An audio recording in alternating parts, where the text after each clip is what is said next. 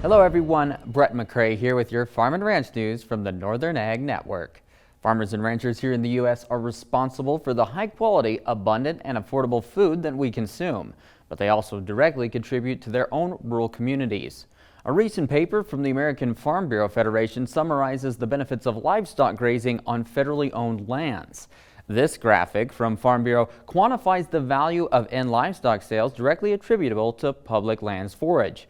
According to this data, states like Idaho, New Mexico, Wyoming, and Montana see the most income for their communities because of public lands grazing. Public lands ranchers also make use of forage on land not suitable for other uses. Ruminants like sheep, cattle, and goats use this low-quality forage into high-quality nutrients for humans to consume. Responsible public lands grazing also helps preserve regional ecosystems, generating environmental benefits like increasing soil matter, water storage capacity, and carbon sequestration. The most recent grain marketing year ended May 31st, and information is now available for the U.S. to evaluate how our export sales for commodities like wheat did this past year. A report from U.S. Wheat Associates says that sales for the 2022-23 marketing year were 32% behind marketing year 21-22. U.S. wheat has been at a competitive disadvantage on the world market recently thanks to cheaper options. Some of the top buyers of U.S. wheat last year were Mexico, the Philippines, Japan, South Korea, and China. We'll be back in an hour with your markets. We asked Montana farmer Walt Sales about the challenges of mental health in agriculture. Another drought, there always is. There's always going to be another something. I grew up in a generation of you pulled yourself up by your bootstraps, but it's become evident is what do you do if you can't even find those bootstraps? If you need to talk to somebody, go to beyondtheweather.com for free counseling for Montana ag producers.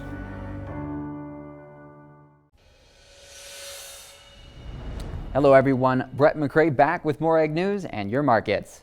New legislation has been introduced which its sponsors say would ensure that farm support goes to those who are actively engaged in farming and ranching.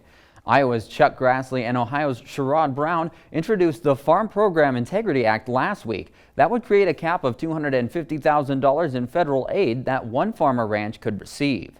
It would also require beneficiaries to spend at least 50% of the year engaged in farm labor or management. Senator Grassley says that the bill would bring honesty to the farm payment system and prioritize family farms. It was a standoff last week in the cash cattle market as packers and feedlots failed to come to an agreement to trade a significant volume of cattle. This week, feedlots sit with very current inventory and packers need supplies for strong beef demand. Friday in St. Onge, most of the cull cows traded from $1.06 up to $1.18. Bulls from $1.13 up to $1.33.